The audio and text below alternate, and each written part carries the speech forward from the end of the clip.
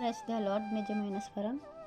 July 6, 2026 Holi prayer home సంఘం వారి అనుదిన వాగ్దాన పరిచర్య.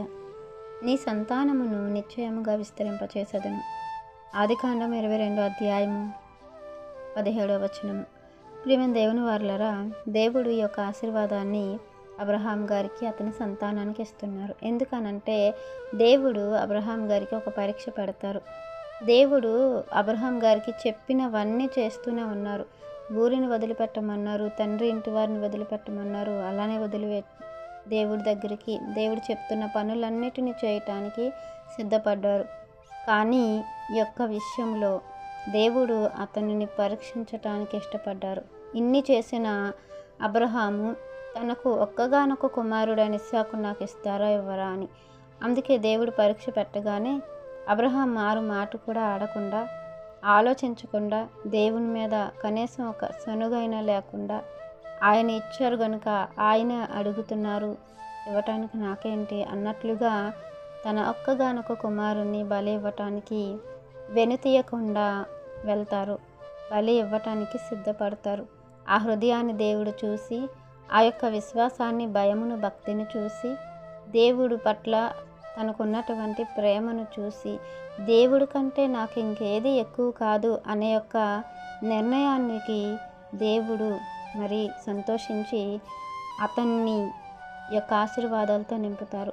ప్రియమైన దేవుని వారలారా, దేవుడు మన జీవితంలో కూడా మనము అనుభవించలేనివన్నీ కూడా మన ముందు పెట్టారు. అయితే మన బ్రతుకుల్ని అడుగుతున్నారు, మన మనసును అడుగుతున్నారు, మన హృదయాన్ని అడుగుతున్నారు. అవి మనం దేవునికి సమర్పణగా ఇస్తే, దేవుడి కంటే దేనిని కూడా మనము ఎక్కువగా ప్రేమించకుండా దేవునికే ప్రథమముగా స్థానాన్ని ఇస్తే, దేవుడు మన జీవితంలో కూడా ఇలాంటి ఆశీర్వాదాలతోనే నింపుతారు. నిజానికి మన పితరుల కంటే గొప్ప ఆశీర్వాదాన్ని దేవుడు మనకిచ్చారు. గొప్ప వాగ్దానాలని దేవుడు మనకిచ్చారు. అవి పరసంబంధమైనవి, శాశ్వతమైనవి, నిత్యము ఉండిపోయేవి.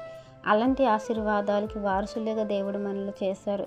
మరి మనం ఇంకెంత దేవునికి రుణపడి ఉండాలి, ఇంకెంత సమర్పణగా ఉండాలి. దేవుని సంతోషపెట్టే విషయంలో మనం దేనిని విడిచిపెడుతున్నామో అనేది మనం ప్రశ్నించుకొని, దేవుడు అడిగినటువంటి మన జీవితాలని దేవునికి అర్పించి, దేవుని సంతోషపెట్టి, దేవుని మెప్పును పొందుకొని, దేవుడు సిద్ధపరిచినటువంటి ఆ ఆశీర్వాదాలు మనం అనుభవించాలని ఈ వాక్యం మనందరి జీవితంలో దేవుడు ఫలింపచేయాలని ఆశిస్తున్న వారు దైవజనులు బ్రదర్ పి. నెహెమియా గారు. God bless you. ఆమెన్.